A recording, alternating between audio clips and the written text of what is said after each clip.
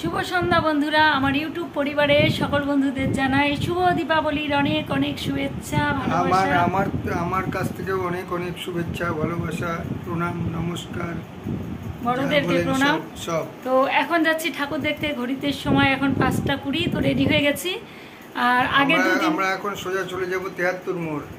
73 মোড় পার করে তারপর ওখানে একটা প্রতিমা দেখে চলে যাব রথখোলা। আচ্ছা, প্রতিমার বর্ণনা, প্যান্ডেলের বর্ণনা দেওয়া হবে। তার আগে আমার বন্ধুদেরকে বলি যে গত 2 দিন আমরা বেরোইনি, আর আজকেই বের হচ্ছি প্রথম, মানে কালী পূজার পরের দিন। আর আজকে সব ঠাকুর শেষ করেই আসবো। ছেলে তো বন্ধুদের সঙ্গে এখন বেরোয়, আমরা তো নিজেদের মতো যাই। আর তাড়াতাড়ি বেরোই, তাড়াতাড়ি আসি, কারণ একটু রাত হওয়ার সঙ্গে সঙ্গে ভিড়টাও বাড়তে থাকে। আর একটু সন্ধ্যেতে বেরোই, তার কারণ হচ্ছে দীপাবলি হচ্ছে আলোর উৎসব। আলোই যদি না থাকে তাহলে তো দেখে মজা নেই। এর জন্যই যে সন্ধ্যেবেলা আলো দেখা যায় ততই ভালো। চারিদিকে আলো, যেতে যেতে যতটা পারবো আপনাদের সঙ্গে শেয়ার করবো। তো ব্লগটা কন্টিনিউ করুন। আশা করছি পুজোর ব্লগগুলো আপনাদের খারাপ লাগবে না। আর যদি ভালো লাগে অবশ্যই কিন্তু কমেন্টে জানাবেন যে আমার ভিডিওটা আপনাদের কেমন লাগছে। তো চলুন, সঙ্গে থাকুন।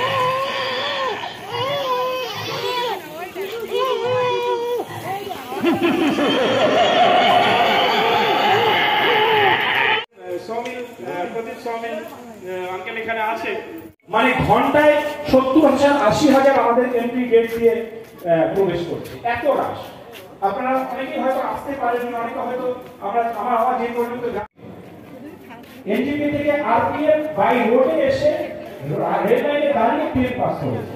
ভুলস্বাধীনতার সময় গণস্থলপাড়াতে মোবাইল নেটওয়ার্ক খোলা ছিল, মোবাইল নেটওয়ার্ক কাজ করছিল, ঠিক আছে? তখন আমরা জানতে পেরেছি একটা টাওয়ার থেকে হয়তো 1 লক্ষ সাবস্ক্রাইবার একসঙ্গে হয়তো